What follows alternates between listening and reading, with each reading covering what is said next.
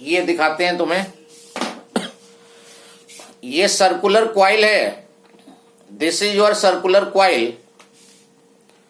मान लो ये circular coil है, जब तुम देख रहे हो इसको तो करंट क्लॉकवाइज ऐसे फ्लो कर रही है, तो जो मैग्नेटिक फील्ड होगी वो इनवर्ट होगी। इसका ये जो प्लेन है, इस प्लेन के परपेंडिकुलर इनवर्ट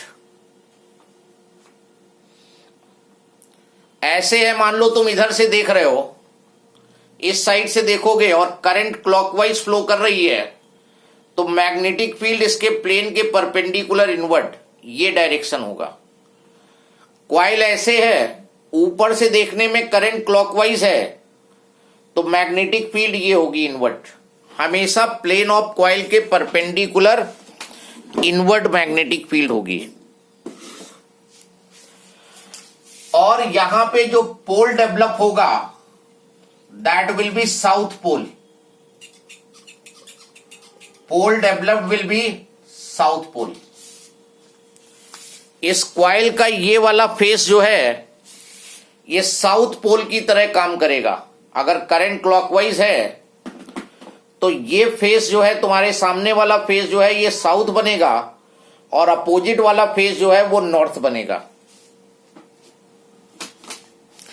तो अगर करंट सर्कुलर क्वाइल में क्लॉकवाइज दिखे तो तुरंत मैग्नेटिक फील्ड क्रॉस से मार्क होगा, प्लेन ऑफ द क्वाइल के perpendicular invert.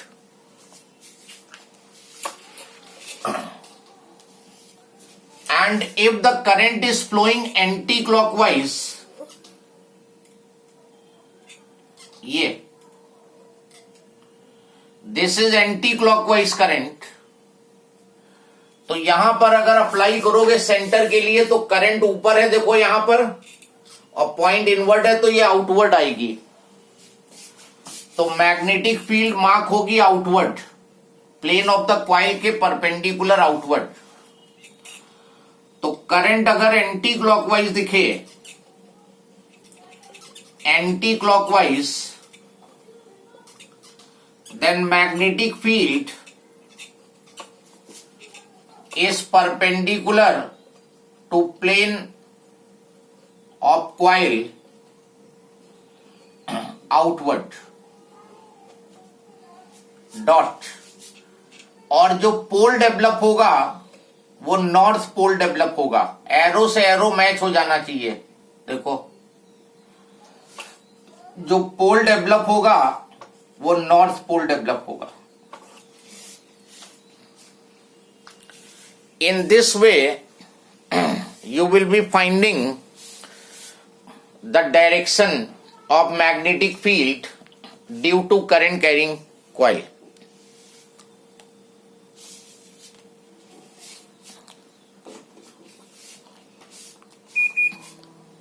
Everything is clear? Yes or no? Yes, sir. Okay. Then next heading, magnetic field at any point on axis of circular coil. Magnetic field at any point on the axis of circular coil by Biot-Savart law. Biot-Savart law से circular coil की axis पे magnetic field find करेंगे। अब देखो ये क्या कहना चाह रहा है।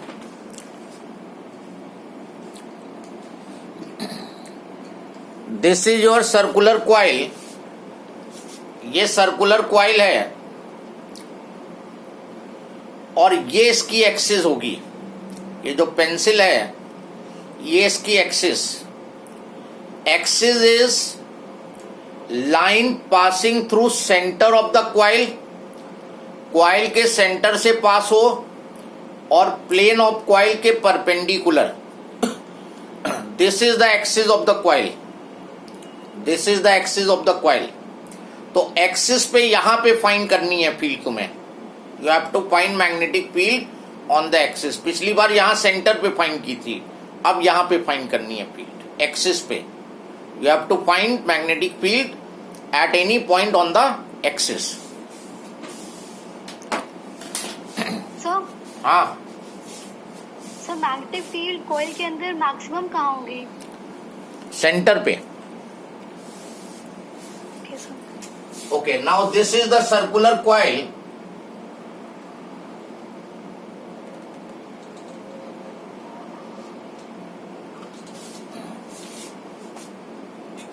And this is the axis of circular coil. This is the axis of circular coil. The line passing through center and perpendicular to plane of the coil. यहां पे मैग्नेटिक फील्ड फाइंड करनी है जिसकी सेंटर से distance x है। x is distance of point from centre of coil. Coil के centre से, and a be the radius of the coil.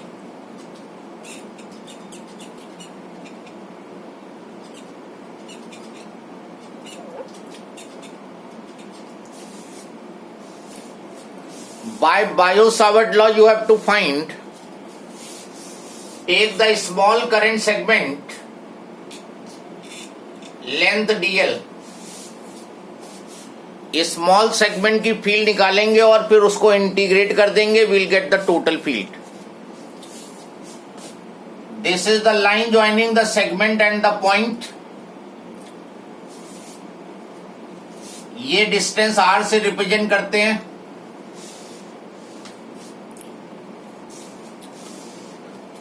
और जो मैग्नेटिक फील्ड होती है वो लाइन ज्वाइनिंग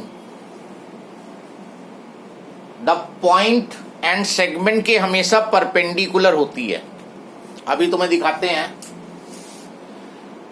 ये वायर था, ये सेगमेंट था, ये line joining the point and segment था, और यहां पर मैग्नेटिक फील्ड जब हमने निकाली थी तो वो क्रॉस आई थी इनवर्ट। ये मैग्नेटिक फील्ड है इनवर्ट और ये लाइन ज्वाइनिंग है।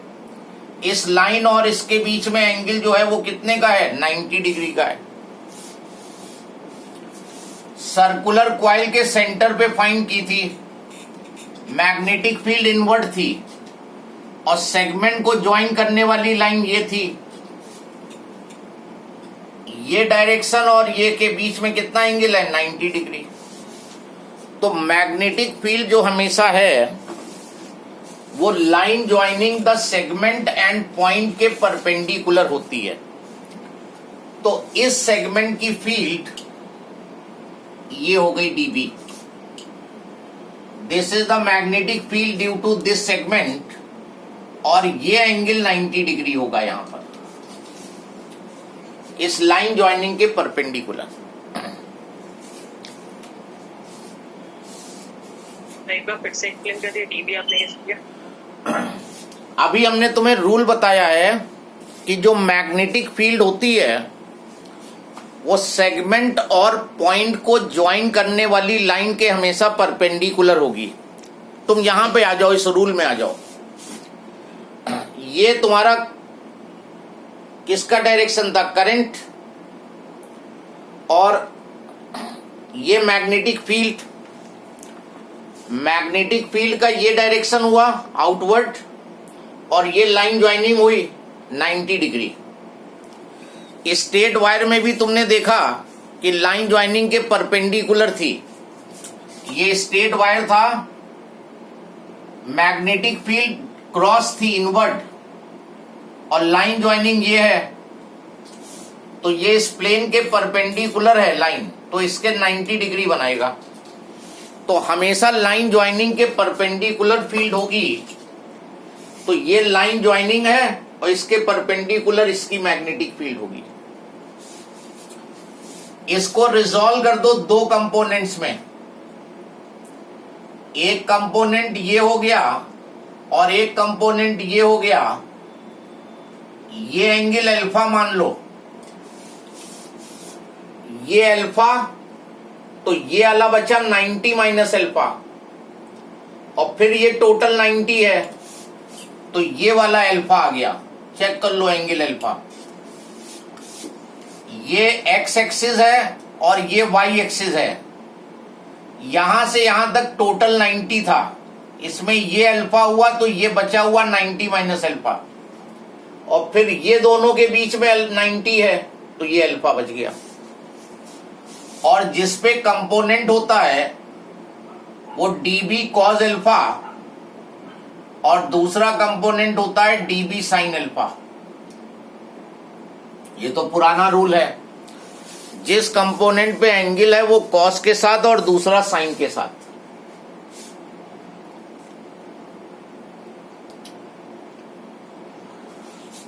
इसी तरह इसका जो डायमेट्रिकली अपोजिट सेगमेंट है ये,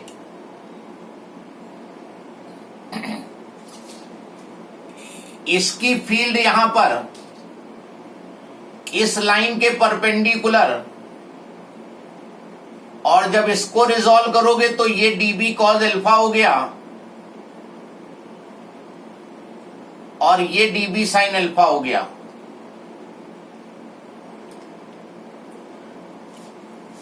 और अगर फिगर में देखो तो ये दोनों एक दूसरे को कैंसिल कर देंगे क्योंकि एक दूसरे के अपोजिट और इक्वल हैं।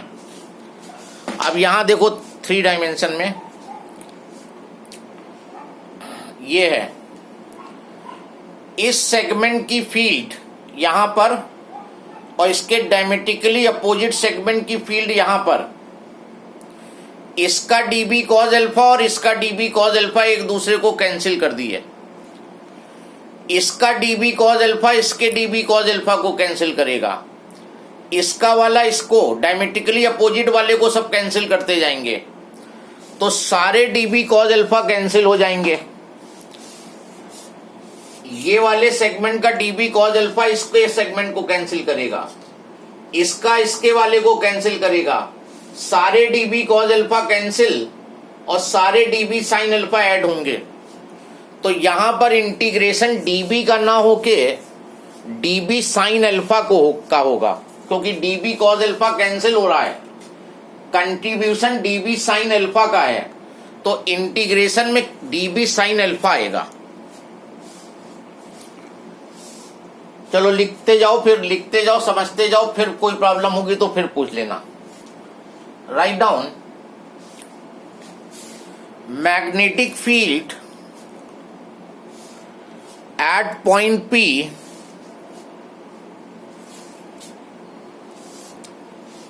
Due to a small current segment is given by Biot-Savart law. Magnetic field at this point due to small segment is given by Biot-Savart law, that is dB is equal to mu naught upon 4 pi I dl sin theta upon r square. Biot Savart law से तुम्हें start करना होगा और small segment की magnetic field का magnitude तुमने find कर दिया,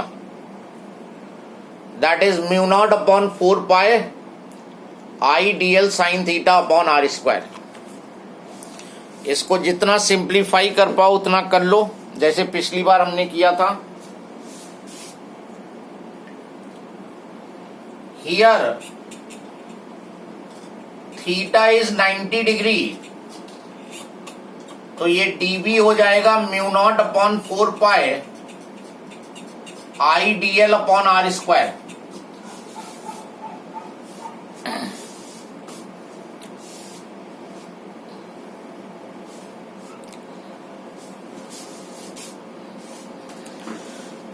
नेक्स्ट लाइन में this magnetic field dB, this magnetic field dB will be perpendicular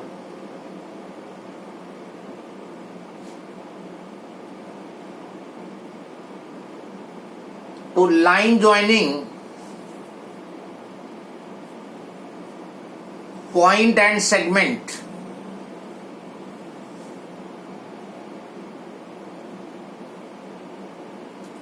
ये जो मैग्नेटिक फील्ड डीबी है ये line joining point and segment के perpendicular, full stop, resolve this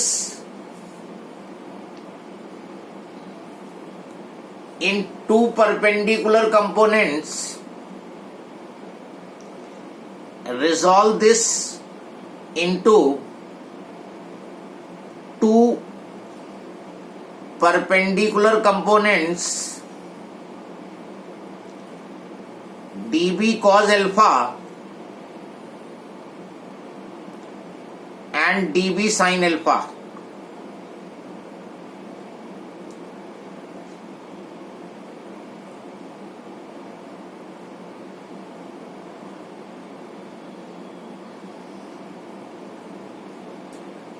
Full stop. The component dB cos alpha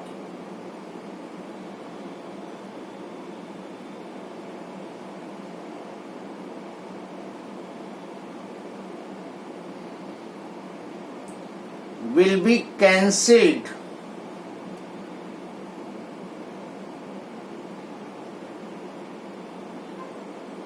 by component dB cos alpha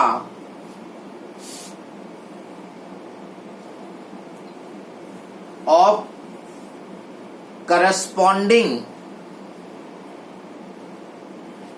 diametrically opposite segment.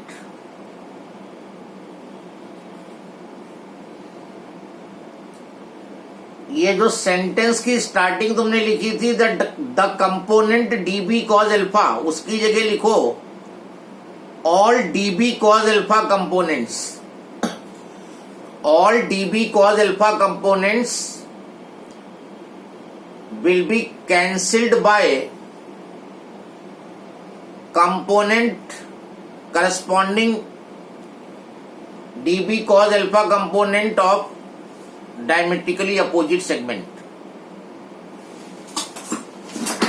मतलब इसका dB cos alpha इसके dB cos alpha को, इसका dB cos alpha इसके dB cos alpha को, इसका dB cos alpha इसके dB cos alpha को. So at point P,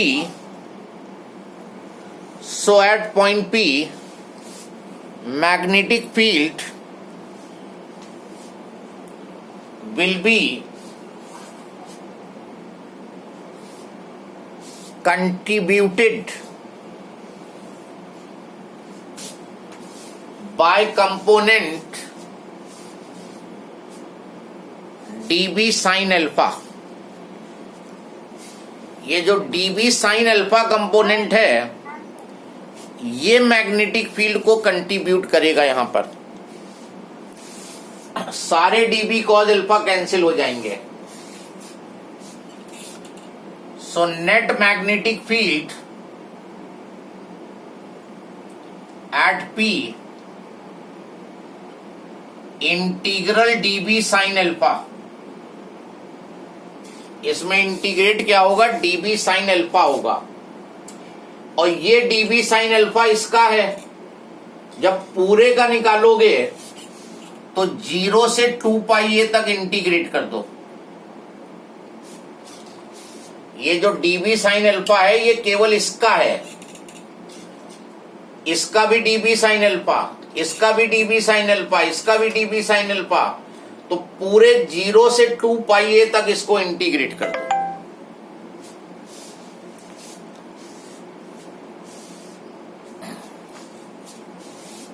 put करो value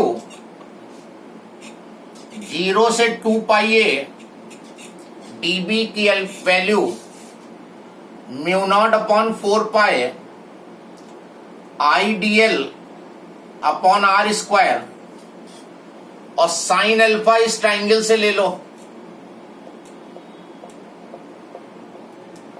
perpendicular upon hypotenuse A upon are.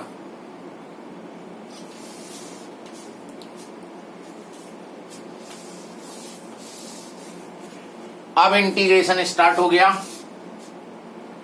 पहले स्टेप में कांस्टेंट बाहर, म्यू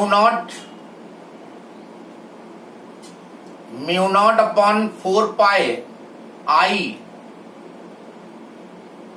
आर क्यूब ए, इतना पूरा कांस्टेंट है। Mu naught 4 pi I R cube और A constant. Variable is DL 0 से 2 pi A.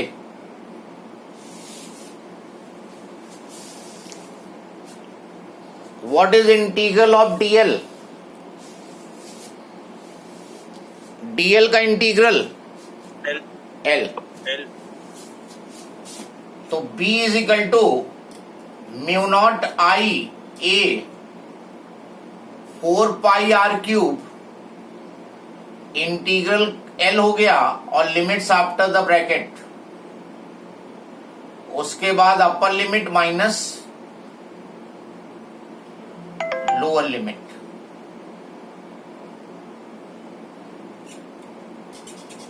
Mu naught I A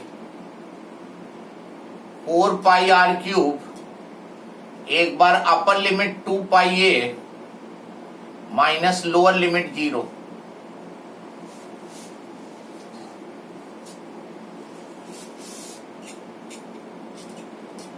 mu naught I A square, ये A और ये ए स्क्वायर, 2 पाई से ये 2 बचा r cube. This is the magnetic field at any point on the axis of circular coil.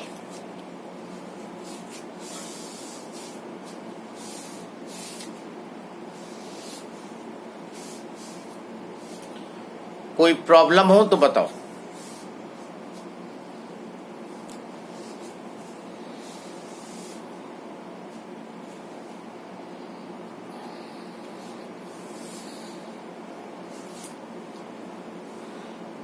Now अब आगे इसको देखते हैं। ये तो हो गया एक फॉर्मूला, और इसका फॉर्म देखते हैं।